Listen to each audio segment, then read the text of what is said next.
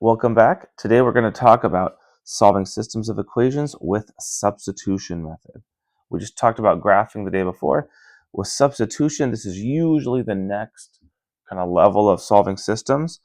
And why we call it substitution is why you could probably guess. We're going to substitute something.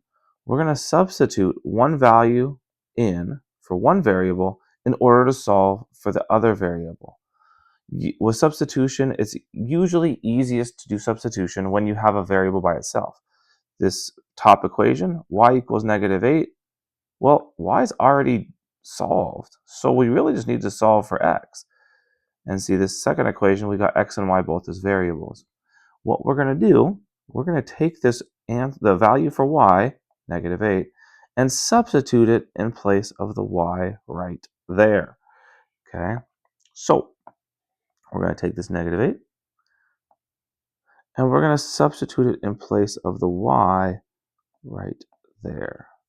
Okay, so we get, let's see, so this guy's going to become -6x minus, oh, then I got to put my whole y, parenthesis -8, equals -10. You do have to remember your negative rules here, because you are going to see this sometime, where you see a minus negative. Just remember that makes a big plus. That's how I like to solve those ones. Big plus. And now I just go -6 plus 8. I want to get my -6 by itself. So I'm going to -8 both sides. Oh no, yeah, I'm going to -8 both sides. -8 both sides. And I've got -6x equals -18. Now I want to get my x totally by itself. Divide both sides by -6. And I got x equals 3. Boom. I already have my y value up here, so I've solved for both my variables, which is what I need to do with systems of equations, and now I am finished. I need to write my answer, though, as an x, y coordinate, because remember, what we're solving with a system is answering the question, where do these equations cross? Okay, if we were to graph them. Well, your xy would be your x value, which we just found, that's a 3, and your y value was given in the problem, that's just a -8. And that is your answer.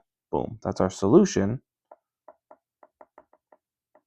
And remember, what that actually means mathematically is that's where your lines intersect.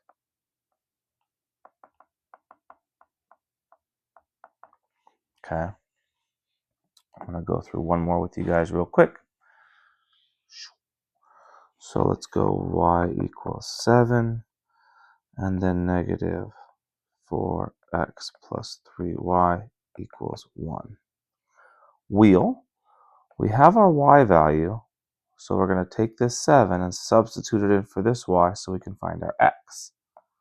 Let's do that. So my 7 gets plugged in right there. And now I rewrite that whole bottom equation, -4x plus 3, instead of the y, I'm going to put the 7, that equals 1. And from here, I like to multiply these guys next, so we go -4x plus 21 equals 1.